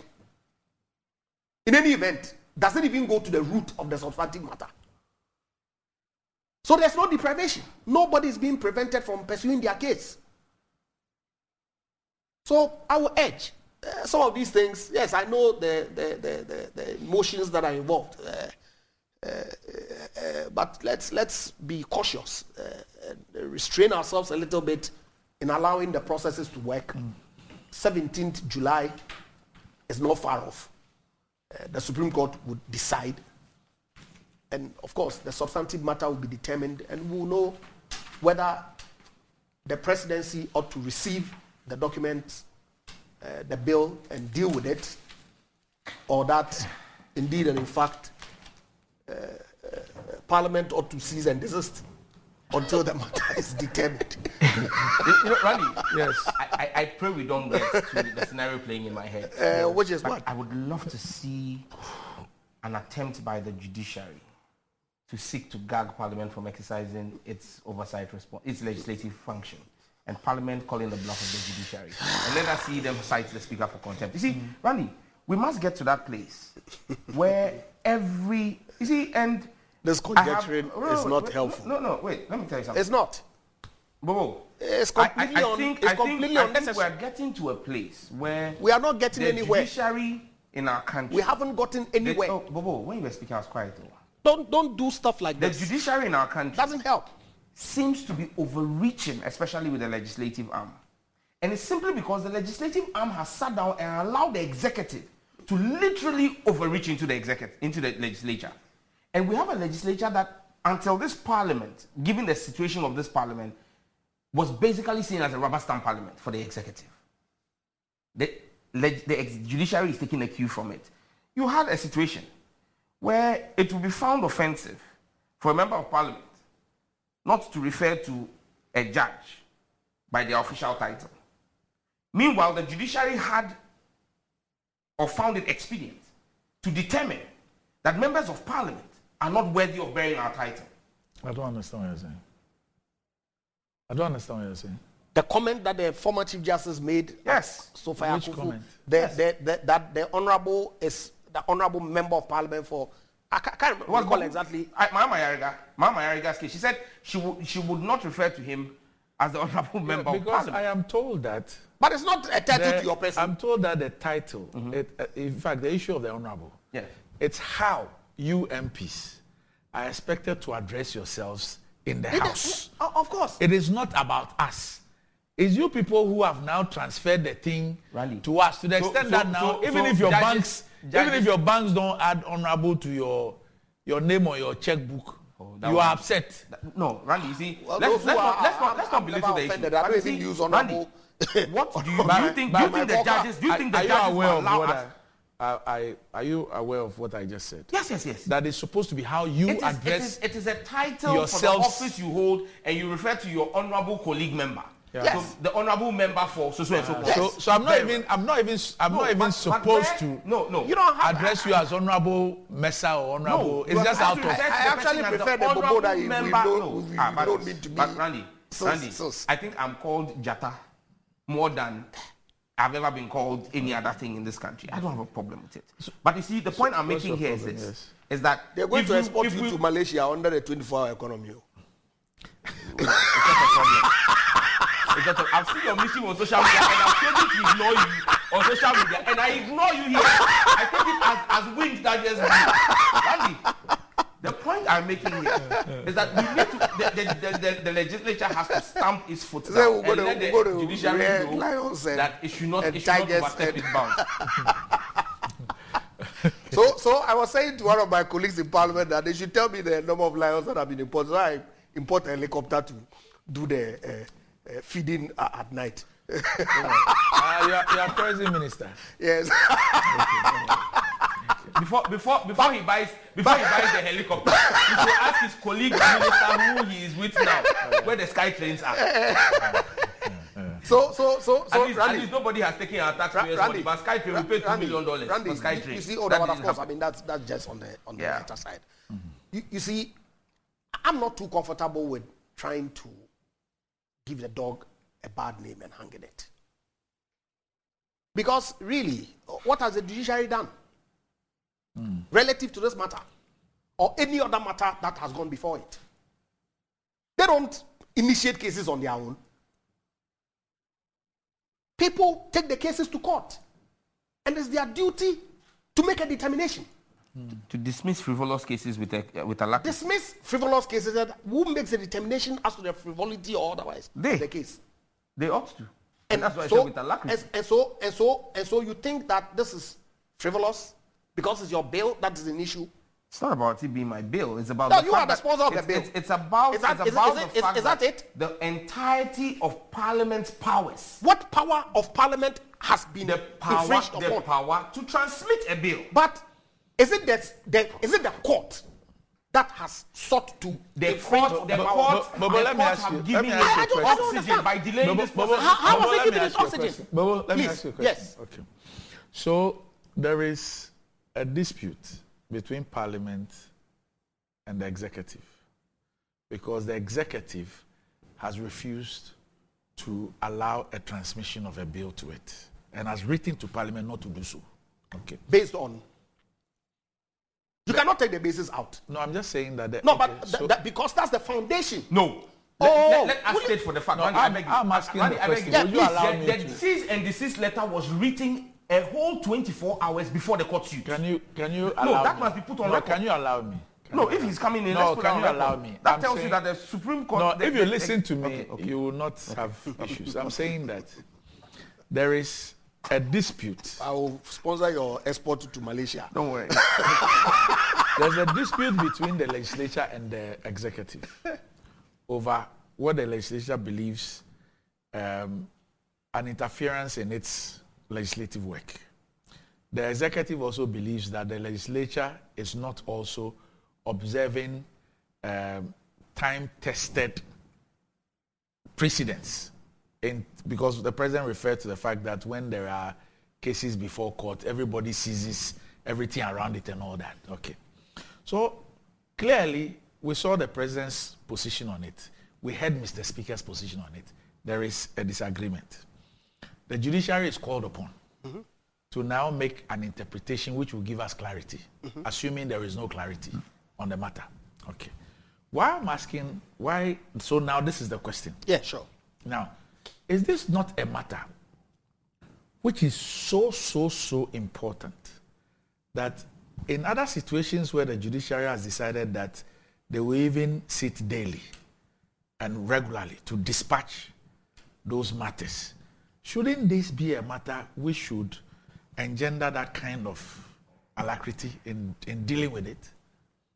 Well, you can argue that way. I don't have any issue. No, I'm just asking because as somebody who sits at the back, I'm looking at I look at, for example, the judiciary's disposition in the Asin North issues. The speed, the alacrity, the focus and all that. And I am comparing that, juxtaposing that against this one, where you now see the president and the speaker, or the legislature and the executive, and they've been called upon to interpret something. Because in the course of this matter, in the course of this issue, there could be many other legislations by Parliament which could suffer the same fate as a result of the fact that this one has not been determined.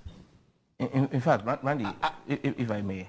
No, I asked him. Okay. I needed him to give me the answer first because he was speaking about the judiciary. The so-called clash itself, I think it's unwarranted in my view. Okay, because the presidency is not in the habit of writing to the speaker merely out of 10.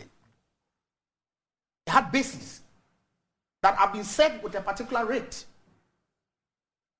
So please hold off until the matter is determined. Because obviously when it gets to him, It's either he's injuncted or he has to proceed with the provisions as enshrined in 106 by either assenting to or sending to the Council of State or returning it by way of memo to the Speaker with whatever provisions that it disagrees or not. But we haven't even gotten there, right? Obviously, the Speaker was not happy that the President had written to say that because of the writ that had been filed, which as far as I'm concerned should have been taken as okay. After all, what's the agency relating to this matter?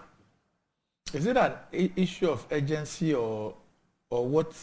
We've taken 3 years already. No, I'm saying that dealing with this bill. So it can't wait another one or two. No, what would have happened to the president or the presidency if they had received the bill and written to written to Parliament to say that yes, we have received this. However, because of ABCD, we're unable to give access. That's an option. Is that not the option that the Constitution prescribes? The Constitution does not prescribe an option where you are served with an injunction or an application to stop the passage of the bill, okay, because it doesn't meet in the view of the applicant's certain threshold. There's no provision to that effect. I thought that the Constitution rather provides for the president if he has any reason. Yes, but the president hasn't said he has any reason. No, but his reason is what he had so used I'm in the saying letter. that I'm saying that this is a third-party action that has been initiated and served on both parties. President says, well, you haven't brought it. Hold it until the matter is determined. No, President says that you have been making attempts to serve Yes, me. of course, yes. Yes, Stop because it. at the time, I believe that we were at a cabinet retreat in Pediasi also when we came back. Then the secretary was informed that Clark has been trying to serve you with this process. He says, oh, because we have been served, write to him and tell him that this is the position. So you should stop attempting So to I'm give saying it to that, him. yeah, so hold off until the matter is determined. Okay, it aroused all sorts of emotions, which as far as I'm concerned was completely unnecessary. Okay, but that's matter that's gone under the bridge. But I'm saying that this heightened tension, supposedly, really, as far as I'm concerned, is neither here nor there. Because the matter will be determined some way, somehow. You make reference, I haven't seen or heard that the applicants have filed for an expeditious hearing, as in the case that you make reference to Jachikwesim. The elections petition, that's the regulations that deal with the elections that says that the court must sit and determine the matter within a certain time frame. So those are statutory. Any other case would be determined per the calendar of the Supreme Court. It cannot be treated extra with any extra special treatment merely because somebody feels that this one is there. Because everybody's matter, as far as they are concerned, is urgent. All right. Okay. Randy, you see, this attempt to make it look like one is trying to play up the judiciary against the legislature. I mean, I don't know if you are the master of videos. I don't know if you have the video of President Akufo-Addo speaking about. Similar. Yeah, yes. But tell your wife to stop distracting the show. She's my very good friend. It means that the man was in his library all night working on tourism bills. So, but Madam didn't have enough of him. You know, if I don't know if you have the your team or you have the video of Justice of Nana Addo Dankwa Akufo-Addo, then Attorney General, speaking on the conduct of then Justice Afre of the court when Justice Afre spoke against President Kufuor's attempts to introduce the Fast Track High Court. Yes. If you listen to that and what I've done here, you realize I've been very charitable to the judiciary. Yet to celebrate President Akufo-Addo, so don't play those games here. But you see, Randy, you rightly point out the fact that there is a clash. There's a huge clash between the judiciary. And, you know, the Speaker is very magnanimous. I must give him that. Because I rose on the floor of the House and made a request of the Speaker that Parliament should also issue a cease and desist to the Executive Secretary of the President to stop the President from sending either nominations or notices of his travel to Parliament. We should also issue a cease and desist to him.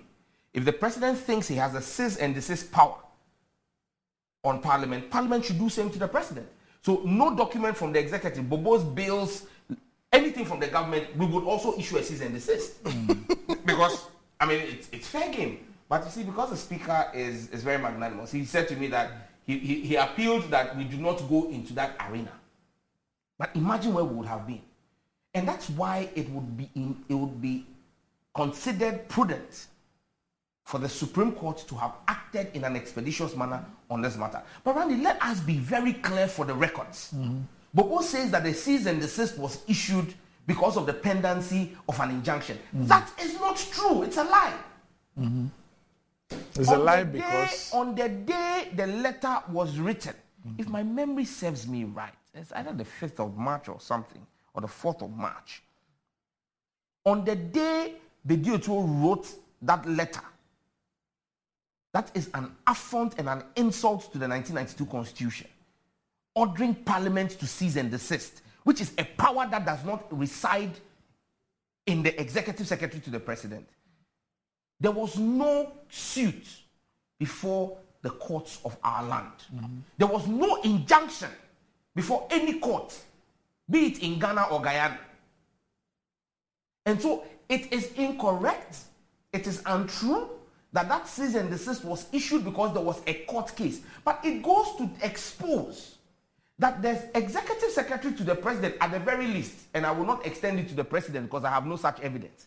But it is safe to suggest that the President will know the actions of his Executive President, had knowledge that a case was going to be filed. How would he know that 2 private citizens were going to file an injunction if he was not behind the injunctions? So let us be clear. There was no basis for that cease and desist. It was unconstitutional. It was an attempt to overthrow and usurp the 1992 Constitution by the Executive Secretary of the President. Then Executive Secretary, I hear now he's ambassador at large. You know? But if this was a serious republic, the Executive Secretary, then Executive Secretary Nana Asante Bediotwo, will have serious questions to answer for that letter. Executive Secretary. He's not yet become an ambassador at large, or he's holding both. Okay. He has serious questions to answer. And Parliament should have summoned him to appear before our privileges committee, because his actions are a clear contempt of Parliament. All right, we need to go. But the strike of CLOGSAG, is it affecting work at your ministry? Or your staff yesterday they are. Yesterday morning, I went to the office briefly and then headed for Jubilee House for my meeting. Cabinet, I didn't go back. So I'm yet to know whether... but I'm going back to work. My appeal to them is that those who clean his toilet shouldn't go there. They shouldn't. He must pay the price. He and his government, they must pay the price. Has he told you he won't be able to clean himself? If he has them, why is he paying people's salary for that? Why are they paying people's salary for that? They're creating jobs. Because they need to take care of the needs of CLOGSAG. CLOGSAG has been begging for its barest minimum. I mean, how can you be so wicked and heartless? Because look at how hard the country is. Remember the last time I read to you the price changes? I was talking. Wait, let me talk. Let me finish. Don't put out. You bullied me as your big brother, as my big brother. You're my little brother, so you have to. But why? But you know, being my big brother means you die before me. It doesn't matter. I will go and prepare a place for you like this. Randy, you see, the CLOGSAG issue, my understanding is that they are asking to opt out of the single spine. Really? Yes. That's your understanding. They said there's a new salary structure, which was approved by the Fair Wages and Salary Commission. And they are asking for the implementation of that. It says after 1.5 years since an MOU was reached. So an MOU was reached 18 months ago on a new salary structure. 18 months on, it has not been... from the single spine. No, the salary structure would be the single spine. So they signed the MOU 18 months ago. The implementation has not taken effect. So that's what they're asking for. Let me explain to you how you can have a new salary structure within a single spine. At times they do what they call rationalization. So they realize that you were maybe on grade point. People of this particular job description were on grade point 42. Now they move them up to 47.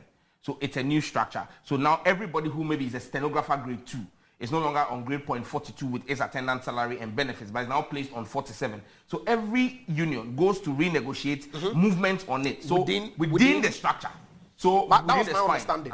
So it's not a new. The MOU was signed 18 months ago. Okay. And once the employment ministry signed it, it means that with Fair Wages and Salaries Commission, they had agreed and accepted that this changes should happen. And Bobo, if you look at what was happening in 2016, where your sanitary pad was 250 pesos, and today your sanitary pad is 18. It's okay to make that comparison, but you have to be fair. If you've signed that you will give them an increase for 18 months, and you're not giving to them. It's okay to make that comparison, but to be fair, you have to go back to 2000 and 2001 and 2000 and that is for your party's research thing to do. And 2000, I've done my research. And when you were coming to power, how much the prices of the items that you list were. So that we all can know. Today it is let me say happy birthday to the only female on the executive council of the Ghana Football Association, Mrs. Dr. Gift Oware-Mensah. She's also the deputy head at the National Service Scheme. Yes. So today is Dr. Gift Oware-Mensah. Mrs. Today is her birthday. So happy birthday to you. She's the only female on the ESCO of the GFA. Okay. I think she has a football club called Berry Ladies or something. Yes. Happy birthday to her. But Randy, you know, blood sugar medication. Blood sugar medication, because a lot of people are suffering from diabetes. Okay. Forxiga, 5 milligram. In 2016, it was 70 Ghana cedis. Today, it is 840 Ghana cedis. Right. So if a CLOSAG member needs his increase to be able to buy diabetes medicine, I agree. I agree the prices of commodities up next is Metro Sports.